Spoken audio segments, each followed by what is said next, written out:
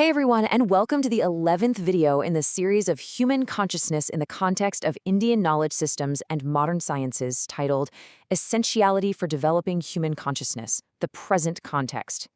Now, I know that title is a bit of a mouthful, but we are looking at something today that literally affects every single moment of your life. We're living in a time of just unprecedented change, aren't we? Rapid technological advancements, massive environmental shifts, and super complex social dynamics are just the new normal. And right in the middle of all this noise, we really have to ask ourselves, how do we actually adapt? How do we thrive? Well, the answer, as we're going to explore today, lies in something profound yet entirely accessible. It's our own consciousness. You know, when we hear the word consciousness, we usually just think of it as, well, simply being awake, right? Or just having basic perception. But human consciousness goes far, far beyond that. It encompasses our subjective experiences, our capacity for deep self-reflection, and our awareness of the whole world around us. It's not just some passive state of being. It is a vital, incredibly dynamic tool. And right now, actively developing this tool is absolutely essential for our collective survival. Why? Because the way we perceive and process reality literally dictates the actions we take. An evolved consciousness is basically the master key to navigating the chaos of the modern world. It's the literal foundation for your personal well-being, the health of your community, and ultimately our ability to tackle massive planet-wide challenges. So here is our roadmap for today. We're going to start with individual growth, then move outward to social empathy, scale that up to global movements, look to the future with AI neuroscience, and finally, we'll talk about how to actually cultivate a conscious world. Let's get into it. Section 1. Individual growth and well-being. Okay, so to understand our individual identity, we really have to start in the inner world. Your individual identity is fundamentally defined by your consciousness. It's the engine driving your self-awareness. When we actively develop this through practices like mindfulness meditation, for example, we learn to concentrate on our thoughts and emotions right in the present moment. And according to researcher Daniel Siegel, this consistent practice actively enhances our emotional regulation and significantly dials down stress and anxiety. What's amazing is that ancient wisdom actually aligns perfectly with modern psychology here. Take the Vedanta philosophy concept of niti niti, which roughly translates to not this, not this. Think about it. Have you ever defined yourself entirely by your job title? Or maybe your past mistakes, or even your current anxieties? This analytical meditation practice asks you to systematically eliminate those external labels. You're basically peeling back the layers of a false identity. By recognizing what you are not, you arrive at a profound personal understanding of who you truly are. It is such a beautiful method of consciousness building, and it leads to just immense internal clarity. And we need that clarity because the current context of our world is marked by a huge spike in stress-related disorders.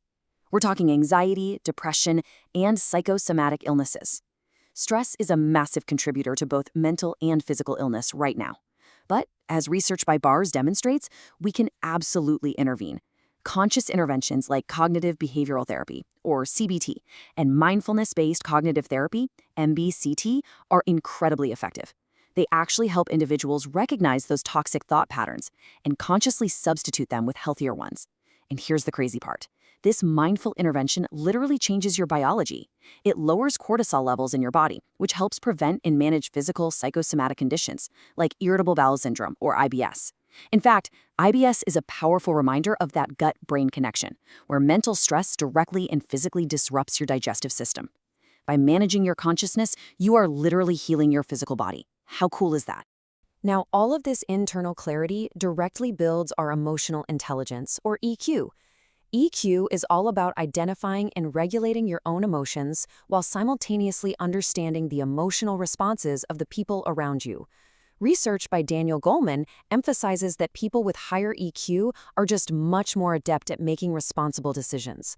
I mean, think about it. If you're consciously aware of a sudden spike in your own anger, you can pause before reacting, which fundamentally changes the entire outcome of a conversation. Furthermore, studies by Salovey and Mayer show that a consciously developed EQ directly translates to more fulfilling personal relationships and noticeably better work performance. Just by being more aware, you become more successful and fulfilled in your day-to-day life. All right, moving on to section 2, social empathy and harmony. So as we shift our focus outward to the shared world, that individual self-awareness naturally evolves into social empathy. When you understand your own mind, you can comprehend the perspectives of others so much more effectively. This shared consciousness is literally the critical factor in promoting ethical behavior, enhancing social cohesion, and resolving conflicts in our communities. So, what does this actually look like in the real world? Well, Varela's research points to programs like Roots of Empathy in schools. They actively instruct kids on how to identify emotions in others, which directly promotes moral development from a super young age. Then there's the Human Library. This is such a fascinating initiative.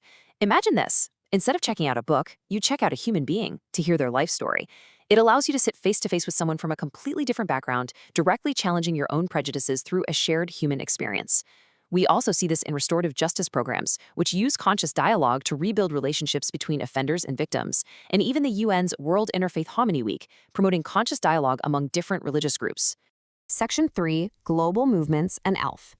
To tackle massive, borderless global crises like climate change, poverty, and inequality, we have to expand that empathy into a truly shared collective consciousness.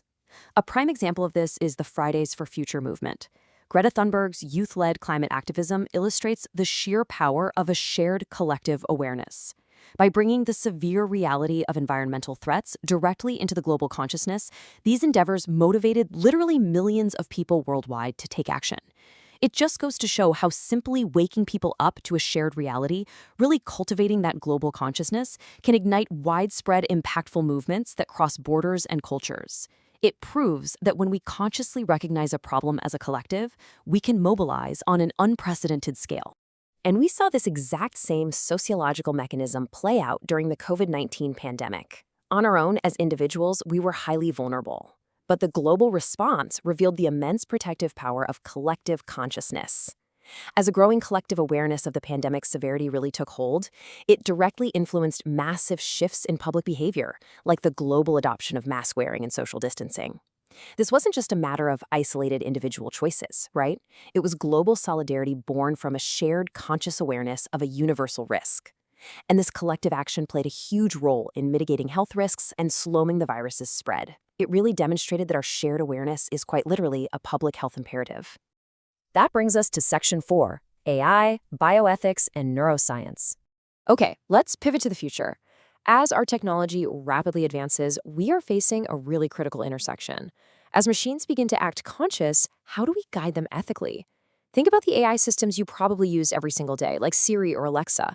Even when they comically misunderstand what song we want to play, they're utilizing complex algorithms to process inputs in a way that closely approximates human consciousness.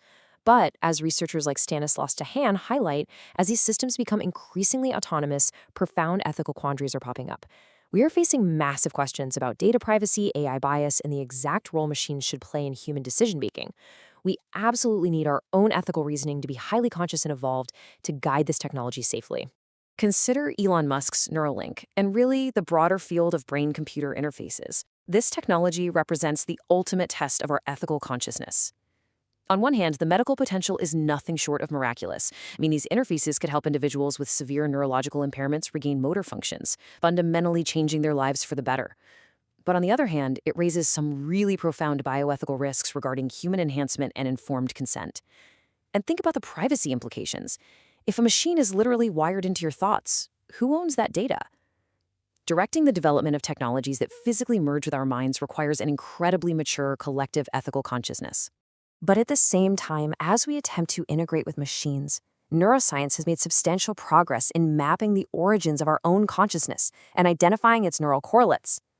One of the absolute most fascinating areas of this research, pioneered by the psychologist Mihaly Csikszentmihalyi, is the study of the flow state. This is a state where your consciousness is optimized for peak performance. It's characterized by complete conscious integration into whatever activity you are doing, which unlocks vastly enhanced creativity and optimal problem-solving skills. And here is a wild fact. Neurologically, when you enter a flow state, your brain actually experiences what's called transient hypofrontality.